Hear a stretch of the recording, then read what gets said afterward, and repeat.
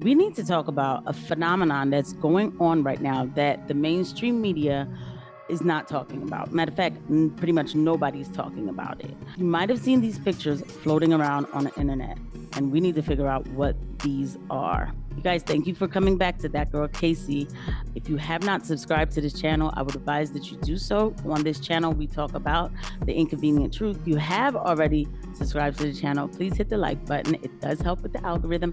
And please share this video because, like I said, nobody's really talking about this.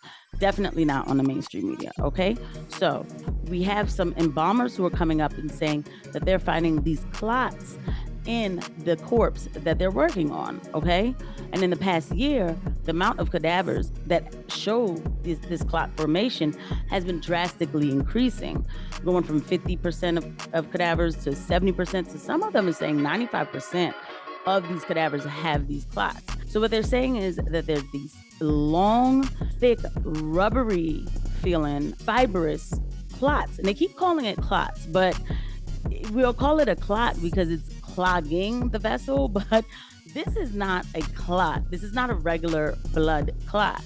A blood clot would consist of at least, some iron, magnesium, and potassium. And when these were tested by a lab in Texas, they did not show signs of any of those minerals, especially iron. The blood is full of iron. So why wouldn't that show up in a clot when in a regular blood clot, iron, it has a high amount of iron? Now, of course, we don't know where this is coming from, but it's been going on. It's been increasing in the past year. Okay, so these embalmers are also saying that the cadavers that are coming in, they're not dying from cold. They're dying from sudden heart attacks, strokes, or cancers, but then they show up with these occlusions. This is not normal. And they're saying that a lot of these cadavers coming in, they don't just have this formation in them as an issue. Their blood period is not the same of what they're used to. These people are saying that they're even having viscous jelly-like blood that they're pulling from the bodies, and that some embalmers, they're saying that some embalmers are probably not even embalming the bodies correctly because it's just too much to deal with. One embalmer said that she pulled out clots that were 2 feet in length and several more that were like 12 inches in one body. And so if we take a look at this picture, like I said, it does not look like anything I know I've ever been taught, I've ever seen. This is an anomaly that should be talked about. Now, something like that occludes a blood vessel, 9 times out of 10, it depends on which blood vessel, like where it's located. That is a really high risk of death. Let's just call it what it is. I mean, if you're having occlusions like that near the heart, that causes a massive heart attack. If you're having occlusions like that in the brain, that causes a massive, major stroke, right? But how do you even know something like this is happening inside you, right? So why don't we talk about real quick some symptoms of blood clots? While we know that this actual tissue is not a clot, I'm not calling it a blood clot, because we don't know what it is, right? But it will definitely still give some of the same symptoms because it's an occlusion to your blood vessel. So let's say you have a blood clot in your abdomen, you're gonna get abdominal pain and nausea and vomiting, okay? If you have it in the arm or the leg, it's gonna start to swell up, it's gonna be tender, it's gonna be warm, all right? If you have it in the lungs, that is very scary. You're gonna have pain with deep breathing, rapid breathing. You're trying to catch your breath because you're gonna feel like you're not breathing and your heart rate is gonna increase. If you have pain if you have a clot in the brain, you're gonna have trouble speaking, vision problems, you have a seizure, weakness on a certain side of the body, and a sudden severe headache. If you have it in the heart, chest pain, sweating, shortness of breath, and pain in the left arm. Sometimes, again, from women, sometimes have jaw pain. If you have it in the heart, your jaw might start to hurt. Definitely the sweating with the men, and also women can get nauseous and feel like they're having gas issues, not realizing that there's a clot in their heart.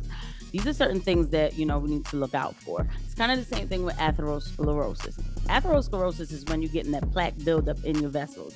So what I'm trying to do is look for things that would mimic a occlusion of that sort. All right. And so we go back to the same thing with, fatigue and, you might actually have cramping too. If it's in your legs, you might have some cramping while you're walking, some shortness of breath. It depends again on where it's located. But you guys, these are symptoms to look out for. If some of y'all might have had the situation done within the past year, and you start to feel certain things, you should go and see somebody straight up. Now, there's angioplasty, there's blood thinners, but again, we are talking about a substance. We don't know what it is. It's just like this rubbery thing. We don't know what it is. But I know that nobody is talking about it. Why is it that the embalmers are talking about it? The person has to already be dead before this becomes an issue. See, this is my problem. And this is why I'm over this medical industrial complex, because I'm pretty sure that people are coming into the ER perfectly healthy, perfectly fine, and showing up with signs of blood clots and all kinds of chest pains and shortness of breath. They've never had this before. It is not a criteria for you to be so healthy that now you're all of a sudden having, plaque buildup. That's not normal. But everybody is blind to the situation. Everybody acts like they don't know really why this is happening. This is a crime to humanity. Yes, I'm going to call it what it is. If you have, anybody, first of all, if you feel those kind of symptoms, regardless of what, you should really go talk to your doctor or go to the ER. Call 911, okay? And I'm not your doctor, and I'm not offering, giving you prescriptions and telling you, but I am a registered nurse, and this is what I do, patient education, okay? YouTube. All right.